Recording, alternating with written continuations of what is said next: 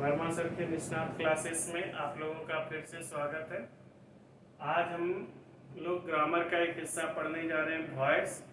Class 10th में जो लोग 9th से 10th में आए हमारे पास, वो ये पढ़ चुके हैं कुछ हद तक, और 12th को भी हमने ये पढ़ाया है।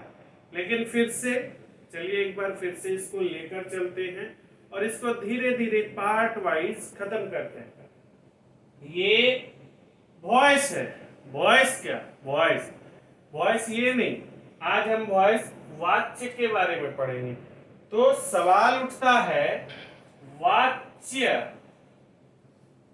क्या है और वाक्य क्या है? व्हाट इज अ वॉइस और ए सेंटेंस? सेंटेंस क्या है और वॉइस में आखिर अंतर क्या है? तो सिंपल सा अंतर है कि किसी ने हमसे सवाल पूछा, सर मे आई कम इन, क्या मैं अंदर आ सकता हूं? तो मैंने जवाब दिया हाँ, आ जाइए। हाँ, सिर्फ हाँ भी बोला, यस भी बोला, तो वो अंदर आ गया। तो हाँ हो या नहीं हो, यह सेंटेंस अपने आप में डिफाइन है, यस और नो। लेकिन वॉइस बोलता है कि हमारा दो चीज में से या तो दोनों चीज हो या कोई एक हो। तो वो दोनों चीज क्या है, दोनों मटेरियल क्या है? तो एक मटेरियल को हम लोग सब्जेक्ट बोलते हैं, एक मटेरियल को हम लोग ऑब्जेक्ट बोलते हैं। वॉइस और सेंटेंस में बेसिक डिफरेंस यही करता है कि वॉइस का कहना है कि मेरे साथ सब्जेक्ट और ऑब्जेक्ट दोनों रहे, और नहीं तो कम से कम सब्जेक्ट रहे या कम से कम ऑब्जेक्ट रहे। दोनों में से या तो दोनों रहे या कोई एक अवश्य रहे, तो हम वॉइस हैं। सेंटेंस बोलता है नहीं नहीं, आप जो है ना, कोई जरूरी नहीं है कि सेंटेंस में सब्जेक्ट और ऑब्जेक्ट रहे। क्या तुमने खाना खाया? हाँ सर खा लिया। हाँ खा। हाँ हाँ हाँ, नहीं खा। तो हाँ और नहीं भी अपने आप में सेंटेंस है। ये एग्जांपल लेकर हम आपको बताए कि वॉइस और सेंटेंस में क्या अंतर है, वाच्य और वाक्य में क्या अंतर है। अब देखते हैं हम लोग कि व्हाट इज अ सब्जेक्ट। जो कमजोर स्टूडेंट हैं हमारे क्लास, जो भी छोटा बड़ा जो भी देख रहे हैं इस वीडियो लेक्चर को, जो भी देख रहे हैं और जिनको मन में कंफ्यूजन है कि सर सब्जेक्ट क्या ऑब्जेक्ट क्या, तो सब्जेक्ट और ऑब्जेक्ट इसको हिंदी में समझाते हैं। ये हुआ कर्ता और यह हुआ कर्म, यानी वन हु डज एनीथिंग और समथिंग, वह कोई जो कुछ काम करता हो, कोई भी काम करे, कुछ काम करे, वो हमारा सब्जेक्ट है। One who does anything, and object is one who feels anything. और दूसरा है ऑब्जेक्ट, उसको कहते हैं जो कुछ महसूस करता है, जो कुछ भी हुआ वह महसूस करता है। इसको अपने पुराने क्लास में लेके चले तो सब्जेक्ट है जो काम करता है उसे कर्ता कहते हैं।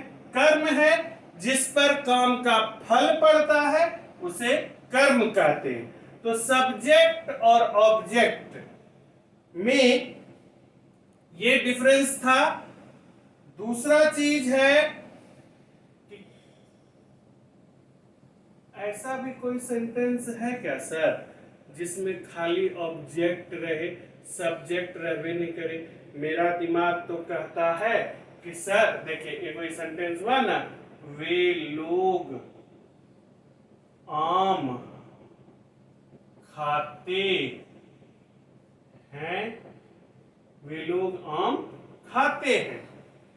सर ये सेंटेंस लिखा, तो ये वॉइस है कि नहीं सर? हाँ ये वॉइस है, क्योंकि इसमें सब्जेक्ट है, ऑब्जेक्ट है, वर्ब है, बहुत चीज है। तो जरूरी नहीं है कि हर एक सेंटेंस वॉइस हो, लेकिन यह आवश्यक है कि हर एक वॉइस सेंटेंस होता है। देखिए ये वॉइस है, ये सेंटेंस है। हर एक सेंटेंस वॉइस हो यह जरूरी नहीं है, लेकिन हर एक वॉइस एक सेंटेंस होता है यह जरूरी है। ठीक उसी प्रकार से जिस प्रकार से हर एक आदमी डॉक्टर हो यह जरूरी नहीं है, लेकिन हर एक डॉक्टर एक आदमी होता है यह जरूरी है। तो वे लोग आम खाते हैं, इसमें सब्जेक्ट कौन? तो सब्जेक्ट और ऑब्जेक्ट का पता है। फिर वही वाला क्लास आपको याद दिलाते हैं जब आप झुकते रहते थे नींद में और सुबह 5 बजे फिर भी आते थे, और आपको हमने पूरा 5 क्लास लिया था इस चीज के लिए कि सब्जेक्ट और ऑब्जेक्ट पहचानो। फिर से एक बार क्विक रिकैप, वर्ब से पूछो, ए वर्ब, जी मालिक तुमको कौन कर रहा है? सर हम खाते हैं ना। कौन खा रहा है? सर वे लोग, दे। तो आपका सब्जेक्ट दे हो गया। क्या खा रहा है? सर आम खा रहा है, मैंगो। तो आपका ऑब्जेक्ट मैंगो हो गया। तो आप इसको लिखते हैं, इसका ट्रांसलेशन जो बनाते हैं वह बनाते हैं दे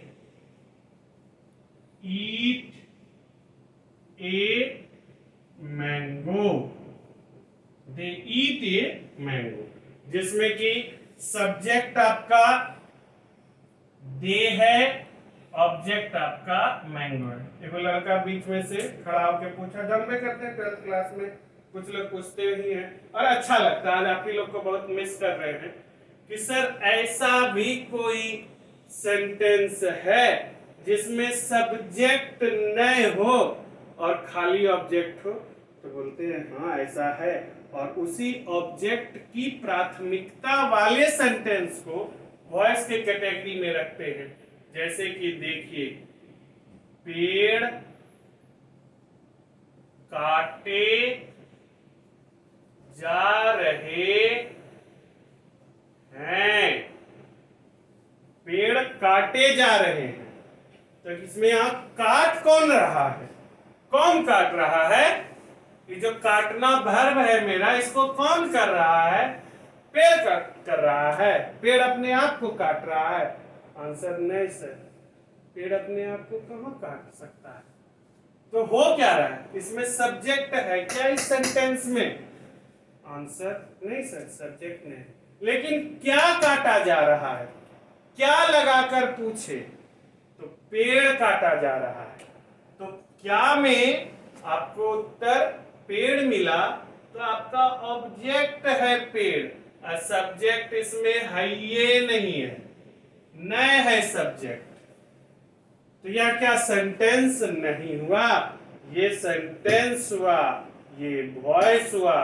इसी चीज को बनाने को हम लोग कहते हैं एक्टिव सेंटेंस को पैसिव सेंटेंस में बनाना, एक्टिव वॉइस को पैसिव वॉइस में बनाना। तो इसका ट्रांसलेशन फिलहाल के लिए आपको बता देते हैं कि इसका ट्रांसलेशन बनता है ट्रीज आर बीइंग कट, पेड़ काटे जा रहे हैं। ट्रीज आर बीइंग कट, इतना सा बना लेंगे, ये सही होगा। इसको देखते हैं, आखिर एक्टिव वॉइस और पैसिव वॉइस में क्या अंतर है? एक्टिव वॉइस किसको कहते हैं, पैसिव वॉइस किसे कहते हैं? तो इसका हिंदी अगर लेके चले तो इसको बोलते हैं कर्तरीवाच्य और इसको बोलते हैं कर्मवाच्य। कर्तरीवाच्य और कर्मवाच्य। तो ऐसा वाच्य जिसमें कर्ता की प्रधानता होती है वह कर्तरी वाच्य कहलाता है, और ऐसा वाच्य जिसमें कर्म की प्रधानता होती है वह कर्म वाच्य कहलाता है। देखिए, यह एक वाक्य है जो कि वाच्य भी है, लेकिन इसमें प्रधान है सब्जेक्ट आपका, तो यह एक्टिव वॉइस हुआ, यह एक्टिव वॉइस हुआ, और यहां आपका ऑब्जेक्ट पहले आ रहा है, यह आपका पैसिव वॉइस हुआ। इसी एक्टिव से पैसिव में बदलने की घटना को हम लोग वॉइस चेंज कहते हैं, जिसके लिए मैक्सिमम नंबर ऑफ वॉइस के लिए 5 नियम हैं जो आपको पढ़ाए हैं, फिर से एक बार पढ़ाते हैं, और बोर्ड के इस हिस्से में लिखा हुआ है वो सब चीज, और देखिएगा वही सब चीज करके ये सारे स्टेप्स को फॉलो करके हम यहां इसका वॉइस चेंज करेंगे। देखिए, पहला बोलता है कि सर, सब्जेक्ट जो है उसको ऑब्जेक्ट में बदल दीजिए और ऑब्जेक्ट को सब्जेक्ट में बदल दीजिए। यानी अगर आपका सब्जेक्ट आई है तो उसको मी में बदलिए, वी है तो अस में बदलिए, यू है तो यू में ही रहने दीजिए, ही है तो हिम में बदलिए, सी है तो हर में बदलिए, दे है तो देम में बदलिए। ये काम कीजिए, और अगर आपका ऑब्जेक्ट मी है तो आई में बदलिए। इसलिए आप देख रहे हैं तीर का निशान दोनों ओर है। दूसरा आपका नियम कहता है कि एक्टिव वॉइस, आप एक्टिव से पैसिव में जा रहे हैं, एक्टिव वॉइस में वर्ब और नए कम से कम तो 3 मार्क्स का ऑब्जेक्टिव में 12th हो 10th हो यह पूछता है, जिसमें कि आपको बताना होता है, 4 ऑप्शंस दिए होते हैं, सही सही चुनना होता है। एक्टिव वॉइस में वर्ब जिस रूप में रहता है, बी, यह एक बहुत बड़ा हीरो, बी का वही रूप लगाते हैं। हीरो इसलिए बोले कि क्लास में हम हीरो हीरोइन वाला कहानी सुनाए थे, खैर यहाँ नहीं रहता है, उसके लिए तो आपको क्लास और क्लास का आनंद लेना होगा। बी का वही रूप लिखते हैं, बी का पहला और 5वां यही रूप होता है, be, is, am, are. Be का दूसरा वाज, वेयर। हाँ, इसको अलग चीज बोलते हैं, इसको प्रेजेंट बोलते हैं, पास्ट बोलते हैं, प्रेजेंट पार्टिसिपल बोलते हैं, कंटिन्यूअस बोलते हैं, लेकिन हम लोग पहला दूसरा तीसरा चौथा चलते हैं। वाज, वेयर, थर्ड होता है बीन, फोर्थ होता है बीइंग, और तीसरा काम करते हैं। और जैसे जैसे काम लिखा हुआ है ठीक वैसे वैसे करते हैं। बीच में यहां पर फिर आपको बताते हैं, V3 में तीसरा नंबर पे वर्ब को V3 में बदल देते हैं, चौथा नंबर में V3 के बाद अधिकांशतः बाय का प्रयोग किया जाता है। ये बाय अधिकांशतः शब्द इसलिए जोड़ा गया कि यह बाय कभी कभी टू में बदलता है, कभी कभी एट में बदलता है, कभी कभी विथ में बदलता है, आखिर यह बदलता है, लेकिन अधिकांशतः जो है वो बाय ही रहता है। बाय के बाद जो ऑब्जेक्ट था, सब्जेक्ट जो ऑब्जेक्ट की जगह पे गया था वह लिख देते हैं, आपका वॉइस चेंज हो जाता है। मेन जो आपको समझना है वह इस चीज को याद रखना है कि आपके क्वेश्चन में जो चीज जहां है उसको वहीं रखते हैं, उसके पोजीशन में कुछ बदलाव नहीं करते, उसकी स्थिति में, उसका कंडीशन, उसके रूप में बदलाव करते हैं। लेकिन अगर यहां नॉट है तो नॉट रहेगा, नॉट बदलेगा नहीं। यहां प्रश्नवाचक चिन्ह है तो प्रश्नवाचक चिन्ह रहेगा, वह नहीं बदलेगा। तो आइए इसको लेकर चलते हैं कि दे ईट ए मैंगो, यहां सब्जेक्ट दे और ऑब्जेक्ट ओ, मैंगो है, ए मैंगो। तो पहला नंबर क्या बोलता है, सब्जेक्ट को ऑब्जेक्ट बनाइए। तो आपने सब्जेक्ट को ऑब्जेक्ट की जगह पर भेजा और ऑब्जेक्ट को सब्जेक्ट की जगह पर लाया। जब आप ऑब्जेक्ट को सब्जेक्ट के जगह पर लाए और पहले नंबर के चार्ट से मिलाए तो आपको ए मैंगो कहीं दिखा ही नहीं। तो जो नए दिखा उसका रूप नहीं बदलते हैं, वह आएगा ऑब्जेक्ट सब्जेक्ट की जगह पर और ए मैंगो ही रह जाएगा। आ गया। दूसरा बोलता है एक्टिव वॉइस में वर्ब जिस रूप में रहे। तो यहां वर्ब किस रूप में है? आंसर सर पहले रूप में है। तो बी का पहला रूप देखिए यहां क्या लिखा हुआ है, बी है, इज है, एम है, आर है। तो ए मैंगो के साथ बी लगाना अच्छा नहीं लगता है, एम लगाना तो आई का रजिस्टर्ड है, आर लगाना बहुवचन नहीं है, तो हम इज लगाते हैं, ए मैंगो इज लगा दिए। तीसरा बोलता है इस वर्ब को V3 में बदलिए। तो ईट का V3 eaten, A mango is eaten. चौथा नंबर बोलता है बाय लगाइए, बाय लगा दिए। और फिर पांचवा नंबर बोलता है बाय के बाद ही सब्जेक्ट उछला था ना, अब इसको लिखिए। तो जब सब्जेक्ट उछलेगा, दे उछलेगा तो किसमें बदलाएगा, देम में। ए mango is eaten by them, यही हो गया इसका पैसिव वॉइस। इसको फिर से समझिए, वे लोग आम खाते हैं, they eat a mango is eaten by them, एक आम उन लोगों के द्वारा खाया जाता है। एक छोटी चीज है यहां पर बता दें कि कुछ एक्सट्रीम केसेस में वर्ब का रूप भी देखते हैं। कभी कभी लोग आपसे पूछ देते हैं कि जिस तरह से आपने बनाया दे ईट ए मैंगो का, तो एक सेंटेंस हम बताते हैं, दे गो टू मार्केट। क्या इसका आप वॉइस चेंज कर सकते हैं? तो यह अनकॉमन है इसका वॉइस चेंज करना, क्योंकि गो एक इनट्रांजिटिव वर्ब है। इनट्रांजिटिव वर्ब किसको कहते हैं? अकर्मक क्रिया।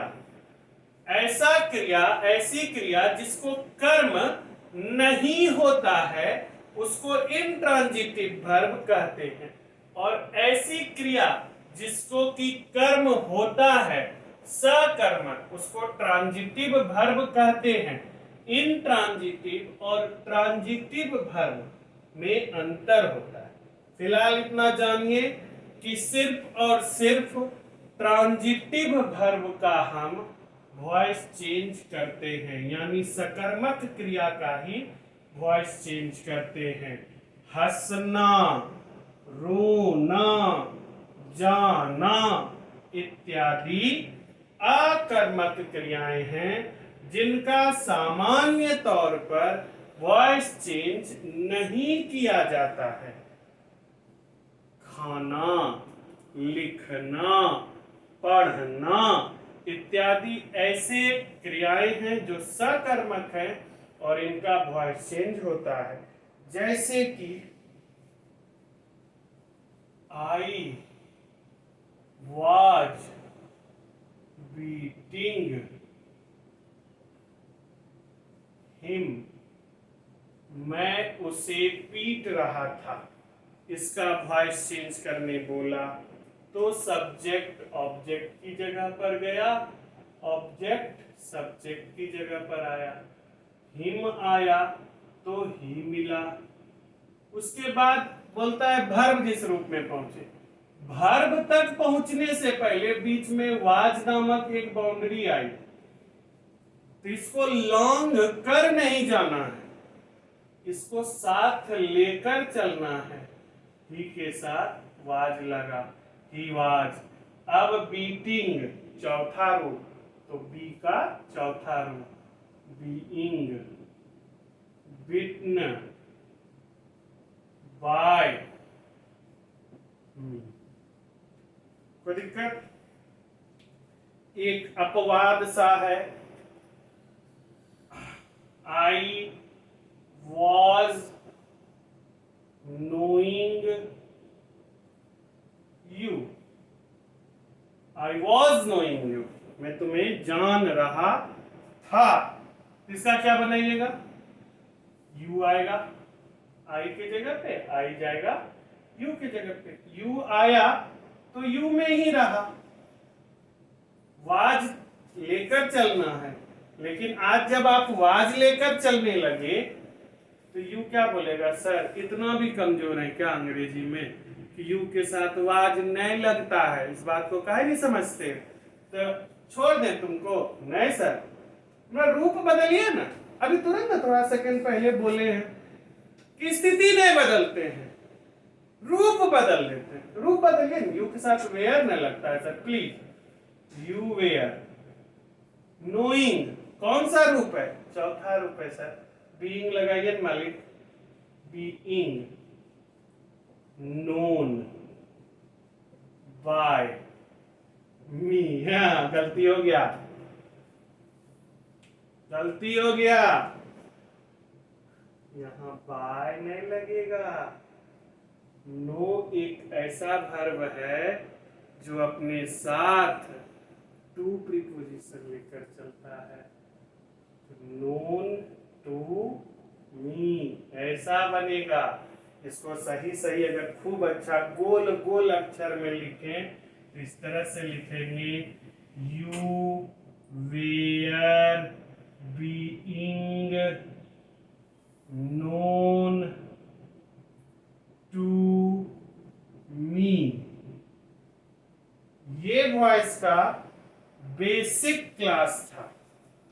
हम लोग इसके बाद एडवांस क्लास में जाएंगे जिसमें हम आपको बताएंगे कि विभिन्न टेंसेस का कैसे वॉइस चेंज किया जाता है, विभिन्न सेंटेंसेस का कई प्रकार का सेंटेंस होता है, 5 प्रकार का होता है सेंटेंस, उन 5 प्रकार के सेंटेंस का कैसे वॉइस चेंज करेंगे। इतना दूर तक तो हम लोग क्लास में भी पढ़े थे, इसके बाद अब हम लोग और अच्छे से पढ़ेंगे। तब तक के लिए हमसे जुड़े रहिए, घर पर रहिए, सुरक्षित रहिए, लेकिन मेहनत करना नहीं छोड़िए, मेहनत ही आपका साथ देगी। Please be safe, stay at home and keep subscribing our channel Verma Sir's Nisnath Classes. Thank you.